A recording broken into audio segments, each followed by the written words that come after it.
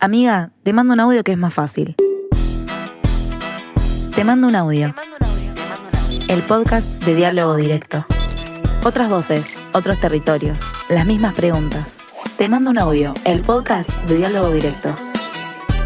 Te mando un audio, el podcast de Ciudad Futura.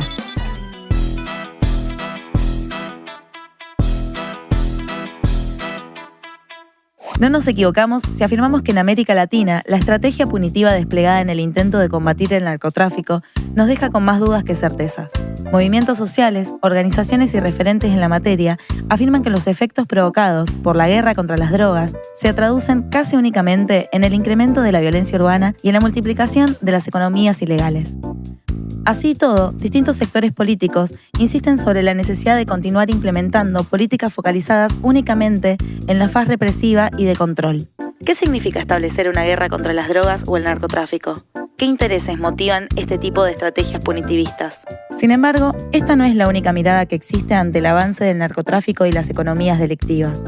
A principios del siglo XXI, vemos también la emergencia de proyectos alternativos a la guerra contra las drogas. ¿Cuáles son los elementos que tendría que tener un nuevo paradigma para luchar contra el crimen organizado y, a la vez, comprender y defender a los usuarios de drogas como sujetos de derecho? El enfoque que ha prevalecido, que prevalece, sigue prevaleciendo, es un enfoque que yo lo llamaría de pensamiento mágico. Milton Romani, licenciado en Psicología, docente de la Universidad de la República, Uruguay, secretario general de la Junta Nacional de Drogas bajo las presidencias de Tabaré Vázquez y de José Mujica. Pensar frente a un problema que, eliminando todas las sustancias, en la distopía de un mundo libre de drogas, apelando a la abstención de hombres, mujeres, que no consuman más drogas, eliminando todas las producciones, vamos a llegar a eso que en la Asamblea General Extraordinaria de Naciones Unidas se brindó por eso, por un mundo libre de drogas. Vuelvo a repetir, una distopía. El modelo de la guerra contra las drogas es un paradigma que ha demostrado en toda la región su fracaso, tanto para reducir los niveles de tráfico y de consumo, y que ha dejado un saldo dramático en términos de violaciones de los derechos humanos. Sebastián Ortega, periodista, actualmente investigador y narrador de Fugas, el podcast de Anfibia. Fue redactor de Cosecha Roja e Infojust Noticias. Publicó, entre otros, en Le Monde Diplomatique, Página 12 y revista THC. Pensar el enfoque desde un contexto belicista con la intervención de Fuerzas Armadas propone la idea de que existe un enemigo que hay que exterminar e impone la utilización del Código Penal y la intervención de fuerzas de seguridad y militares como la única respuesta a este problema. Cuando hablamos de la guerra contra el narcotráfico, estamos hablando de una serie de acuerdos escritos y no escritos que condujeron en el año 2007 a la estrategia del presidente Felipe Calderón Hinojosa de desplegar al ejército para hacer tareas de disuasión y combate frontal a los cárteles locales en diferentes estados del país. Paulo Gutiérrez, sociólogo de la Universidad de Guadalajara, director académico del programa Tú y la Ciudad, Gobierno de Guadalajara, México, en coordinación con Ciudades Más Seguras de ONU, Hábitat. Al menos en el caso de México, el paradigma punitivista está muy arraigado por la condición de vecindad que tenemos con Estados Unidos. Pues justamente la visión de la ley con mano dura, ya sea para frenar el mercado de drogas o el tráfico de personas, ha sido parte de lo que Bolívar Echeverría denominó americanización de la cultura. Es decir, esa americanización de la cultura está arraigada incluso en nuestra comprensión de la ley y de la gestión de los problemas de seguridad y de violencias. Incluso, la estrategia empleada por el gobierno mexicano es conocida en el ámbito de seguridad como Kingpin Strategy, que supone descabezar o encarcelar a quien encabeza los liderazgos criminales. Entendámonos, la guerra contra las drogas, promovida por Nixon, fue una herramienta más de la presencia geopolítica de los Estados Unidos en suelo latinoamericano. El combate militar promovido por el Comando Sur, un absurdo total. Cualquier militar honesto puede decir que un frente de batalla donde los campesinos y productores y aquellos que están en las cadenas débiles del narcotráfico e incluso las organizaciones criminales no es un asunto de tema militar. Y el hecho de incorporar a los militares lo único que ha hecho es extender la corrupción e incrementar la violencia del Estado y de toda la sociedad. Pero el objetivo fue para Estados Unidos tener bases y equipos militares que en algún momento de los años 90 uno podría darse cuenta que estaban diseminadas en todo el territorio latinoamericano con interés estratégico que muchas veces no tenían nada que ver con el narcotráfico.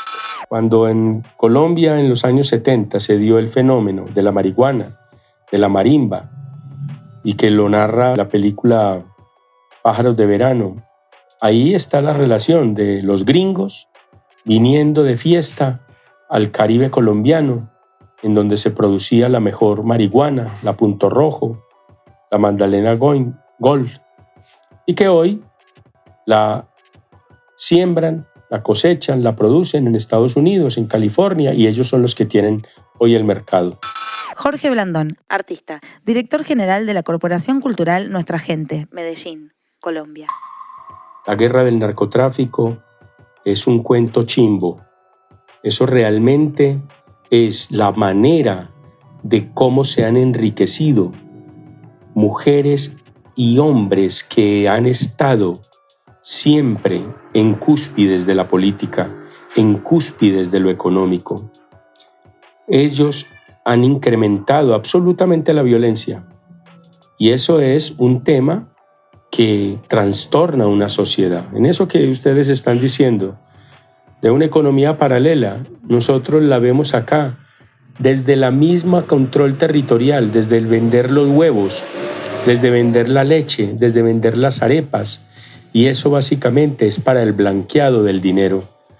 Es una cosa absolutamente triste, dolorosa, porque siempre quienes quedan a merced de esta mierda de guerra son los más pobres, los chicos de nuestros barrios pobres, los chicos, chicas y chicos de la periferia. En América Latina, la guerra contra las drogas no es otra cosa que una guerra contra los pobres, las mujeres, las personas travestis y trans, poblaciones campesinas e indígenas, afrodescendientes y migrantes. Un caso para tomar en cuenta sobre el fracaso de este tipo de modelos es el caso de México. Ya pasaron 14 años desde que el entonces presidente Felipe Calderón declaró públicamente la guerra contra las drogas y el resultado está a la vista. Un incremento constante de la violencia, secuestros, torturas, desapariciones forzadas, descuartizamientos, asesinatos.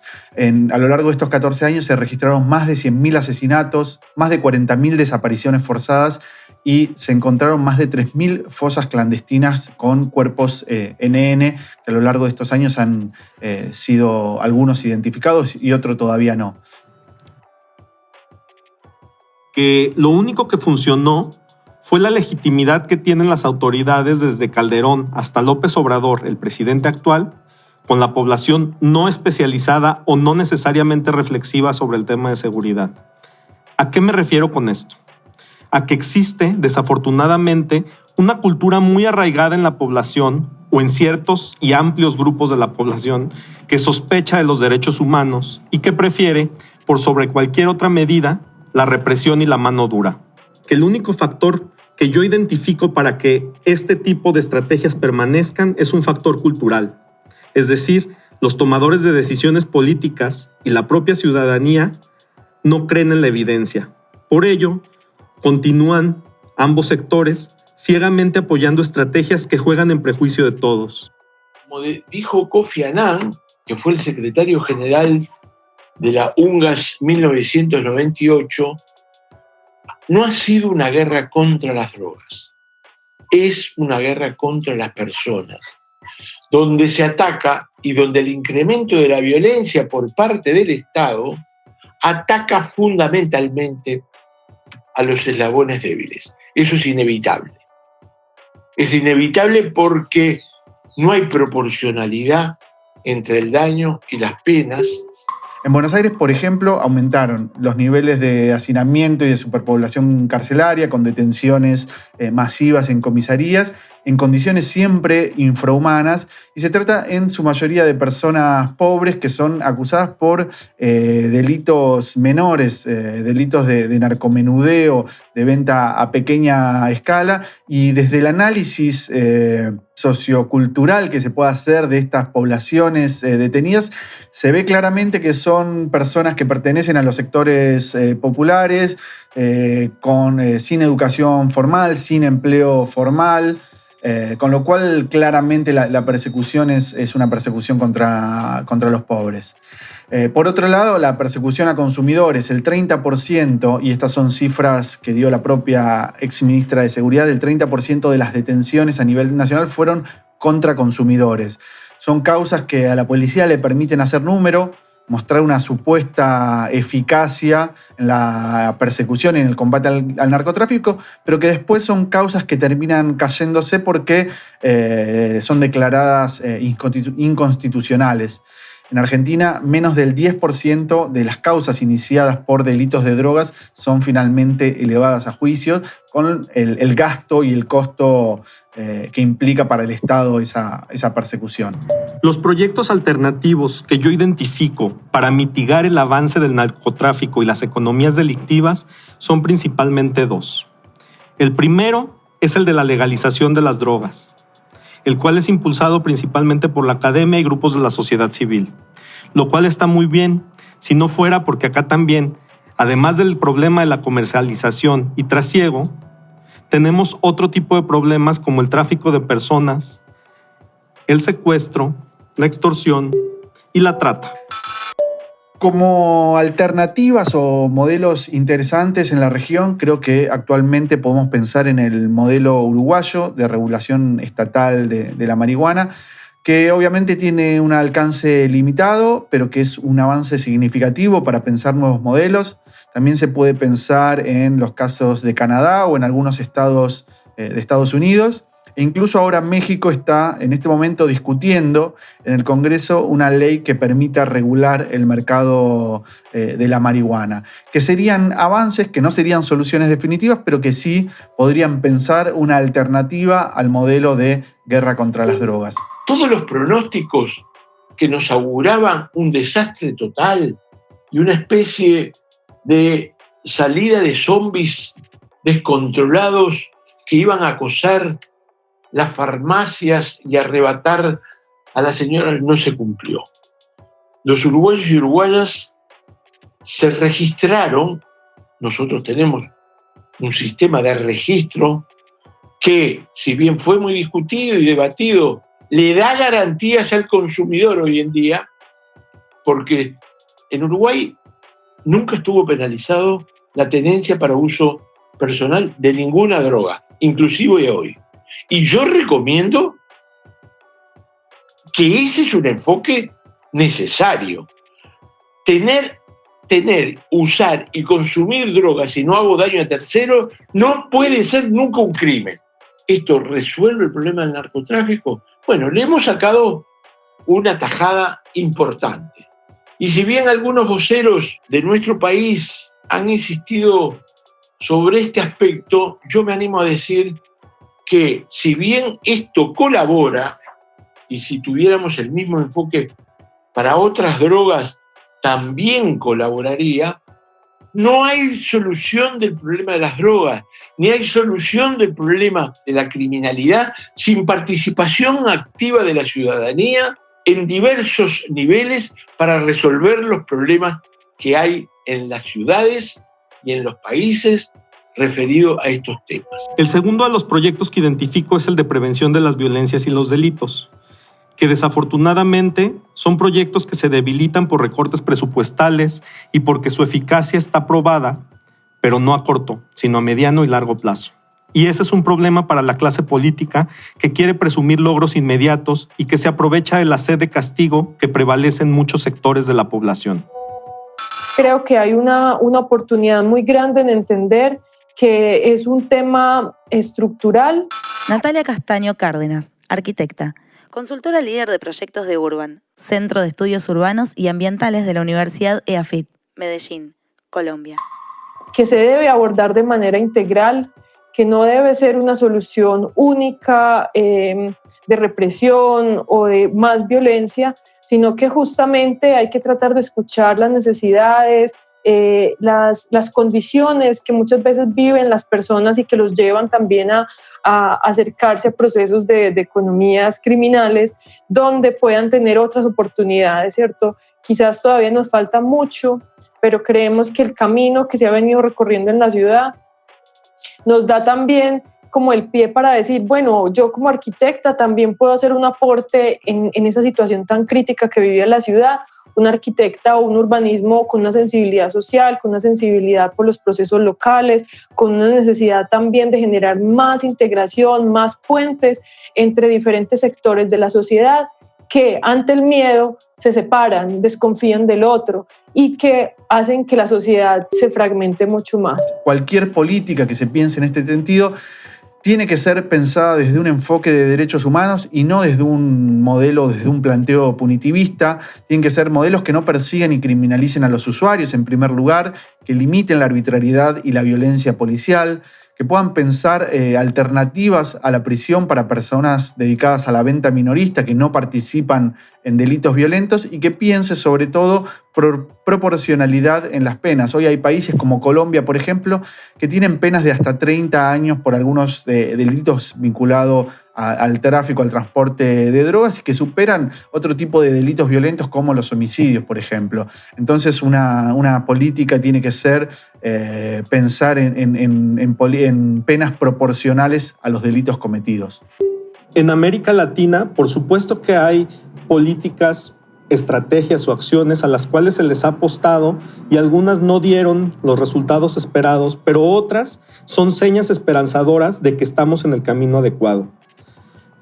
La primera que se me ocurre, por ejemplo, es en algún momento previo a Bolsonaro, las estrategias de policía de proximidad en las favelas de Brasil, donde los uniformados iban sin armas y se dedicaban a hacer relaciones principalmente de proximidad y de generación de lazos con los más jóvenes en las favelas. Otra que se me ocurre, por ejemplo, es en el caso colombiano, todo el trabajo con varones que hicieron para disminuir el problema específicamente del homicidio.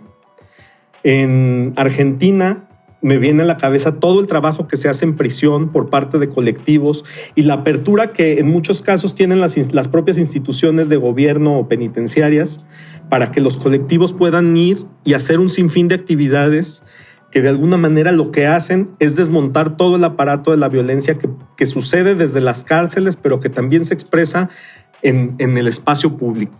Combatamos el lavado de dinero. El lavado de dinero tiene que ser una de las prioridades, porque es allí donde está la espina dorsal del narcotráfico.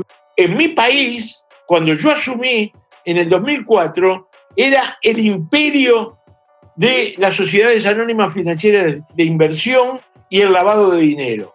Ahora, desgraciadamente, se repite una tentación, que es atraer evasores fiscales de ese lado de la cosa para que vengan a hacer el campo legal. El que promueve inversiones chatarra va a tener un país chatarra. La ciudad que no combata el lavado de dinero controlando la inversión inmobiliaria, las transacciones que se hacen sobre determinados terrenos, es igual que hacer el campo orégano sobre las bocas de Beta. Es a partir, digamos, del 2004, donde Medellín también, sumando como esta estrategia del diálogo, esta estrategia de la educación y la cultura, y como un proyecto más de sociedad, entiende el urbanismo y el urbanismo social como una herramienta también que enfrenta los principales problemas de la ciudad en cuanto a la desigualdad, las necesidades, la falta de integración, ¿cierto? Una ciudad que se sumió en el miedo, pues fue también una ciudad que se sumió en la distancia, en separarse, en no encontrarse con el otro. Es allí donde, digamos, esa adicional a todo lo que se venía haciendo, el urbanismo, la intervención de los espacios públicos, la incorporación de equipamientos públicos, educativos, bibliotecas, colegios, fortalecieron claramente también la dignidad de los barrios y la relación que se tenía con ellos. Barrios en los cuales el Estado había estado muy ausente por muchísimos años, casi que desconociendo que estaban, y que de alguna manera también se concentró allí parte como del efecto de esta violencia urbana. Yo pienso que los principales límites de las políticas de prevención social de la violencia y del delito, o las políticas por la paz, como se llaman en algunos países, tienen como principales limitaciones que hay una comprensión unívoca de los problemas. A esto me refiero a que es común que cuando hablamos de violencias y de delitos, atajemos el asunto diciendo, es que esto es un problema estructural, y como es estructural, pues se pierde en la reflexión de lo complejo y parece que esperamos que la solución caiga del cielo o directamente del gobierno. Pero no, la realidad es que los principales límites en el avance de la prevención de la violencia y los delitos tiene que ver con una comprensión de que este problema nos involucra a todas las personas. Y no lo digo como retórica, lo digo en función de acciones muy específicas que nos corresponden, por supuesto, a los gobiernos, pero también a la ciudadanía, a la academia y a la sociedad civil. Hemos venido como asesorando y trabajando con muchos gobiernos, Costa Rica, Jamaica, México, Perú, donde claramente los fenómenos a veces de la violencia varían mucho y cuando uno lo compara con Medellín casi que ni siquiera llegan a las cifras similares que tuvimos, pero sí hay una constante y es la dificultad para poder generar procesos de conversación, procesos de diálogo que lleven a una construcción colectiva, donde la solución no está solo de un lado, la solución está también en esos otros actores, acciones y estrategias que localmente y quizás de manera muy incipiente se están haciendo y que están dando muy buenos resultados. Hay que aprovechar la curva de aprendizaje que ya tenemos en todos los países de América Latina para enmendar y fortalecer los procesos que necesiten fortalecimiento, para dejar de hacer aquellas acciones que no han funcionado, pero también para continuar haciendo aquellas que han dado resultados promisorios a mediano o a largo plazo. Debemos de recordar que la complejidad de este problema dificulta que tengamos resultados para hoy. Y hay que romper tabúes y hay que desterrar una mentalidad troglodita que piensa que esto se arregla a los palos. A los palos no se arregla nada. A los palos lo único que se hace es que te devuelvan palos. Por lo tanto, no pensemos en guerra, pensemos en un devenir venturoso de la humanidad con los problemas que tenemos, pero tratándolos desde un enfoque humanista, progresista y que implique paz, diálogo social.